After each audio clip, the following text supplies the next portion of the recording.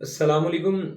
ऐसे लोग जो इस बात से परेशान हैं कि उनके मैदे के अंदर बहुत ज़्यादा गैसेस का इशू रहता है, तेज़ाबियत का, एसिडिटी का उन्हें इशू रहता है। वो कुदरत की बेहतरीन जो एक नेमत है शहद, ठीक है जी, हनी जो है शहद उसका इस्तेमाल करें और वो पानी में डाल के।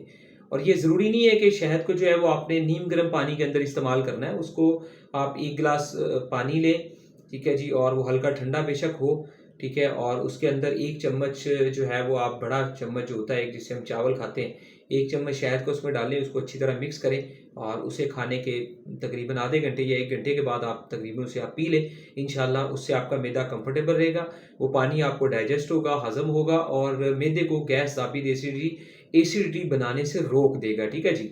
ये अल्हम्दुलिल्लाह एक बेहतरीन फ़ॉर्मूला है और शहद में वैसे भी शिफ़ा है, उससे बहुत सारे मसाइल हल होते हैं। तो ये गर्मी सर्दी इस्तेमाल हो सकता है, इसमें कोई ऐसी मुआवनत नहीं है, लेकिन बड़ा शहद बेहतरीन है।